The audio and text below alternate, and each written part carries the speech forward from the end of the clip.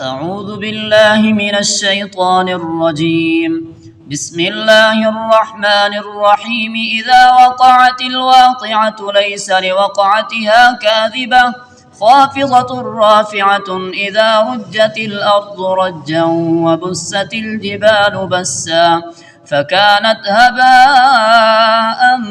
منبثا وكنتم أزواجا ثلاثة فأصحاب الميمنة ما أصحاب الميمنة وأصحاب المشأمة ما أصحاب المشأمة والسابقون السابقون أولئك المقربون في جنات النعيم ثلة من الأولين وقليل من الآخرين على سرر موضونة متكئين عليها متقابلين يطوف عليهم بلدان مخلدون بأكواب وأباريق وكأس من معين لا يصدعون عنها ولا ينزفون وفاكهة مما يتخيرون ولحم طير مما يشتهون وحور عين كأمثال اللؤلؤ المكنون جزاء بما كانوا يعملون لا يسمعون فيها لغوا ولا تأثيما إلا قيلا سلاما سلاما وأصحاب اليمين ما أصحاب اليمين في سدر مخضود وطلح منضود وظل ممدود وماء مسكوب وفاكهة كثيرة لا مقطوعة ولا ممنوعة وفرش مرفوعة إنا أنشأناهن إن شاء فجعلناهن أبكارا عربا أترابا لأصحاب اليمين ثلة من الأولين وثلة من الآخرين وأصحاب الشمال ما أصحاب الشمال في سموم وحميم وظل من يحموم لا بارد ولا كريم إنهم كانوا قبل ذلك مترفين وكانوا يصرون على الحنث العظيم وكانوا يقولون أئذا متنا وكنا ترابا وعظاما أئنا لمبعوثون أو آباؤنا الأولون قل إن الأولين والآخرين لمجموعون إلى ميقات يوم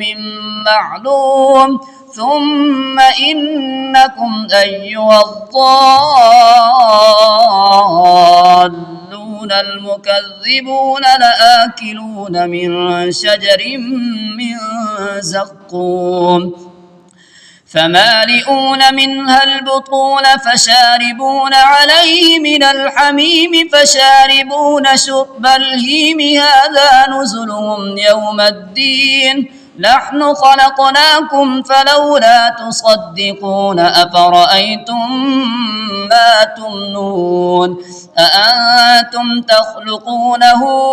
أم نحن الخالقون نحن قدرنا بينكم الموت وما نحن بمسبوقين على أن نبدل أمثالكم وننشئكم فيما لا تعلمون ولقد علمتم النشأة الأولى فلولا تذكرون أفرأيتم ما تحرثون أأنتم تزرعونه أم نحن الزارعون لو نشاء لجعلناه حطاما فظلتم تفكهون إنا لمغرمون بل نحن محرومون أفرأيتم الماء الذي تشربون أأنتم أنزلتموه من المزن أم نحن المنزلون لو نشاء جعلناه أجاجا فلولا تشكرون أفرأيتم النار التي تورون أأنتم أنشأتم شجرتها أم نحن المنشئون نحن جعلناها تذكرة ومتاعا للمقوين فسبح باسم ربك العظيم فلا أقسم بمواقع النجوم وإنه لقسم لو تعلمون عظيم إنه لقرآن كريم في كتاب مكنون لا يمسه إلا المطهرون تنزيل من رب العالمين أفبهذا الحديث أنتم مدهنون وتجعلون رزقكم أنكم تكذبون فلولا إذا بلغت الحلقوم وأنتم حينئذ تنظرون ونحن أقرب إليه منكم ولكن لا تبصرون فلولا إن كنتم غير مدينين ترجعونها إن كنتم صادقين فأما إن كان من المقربين فروح وريحان وجنة نعيم وأما إن كان من أصحاب اليمين فسلام لك من أصحاب اليمين وأما إن كان من المكذبين الضالين فنزل من حميم وتصلية جحيم إن هذا لهو حق اليقين فسبح باسم ربك العظيم.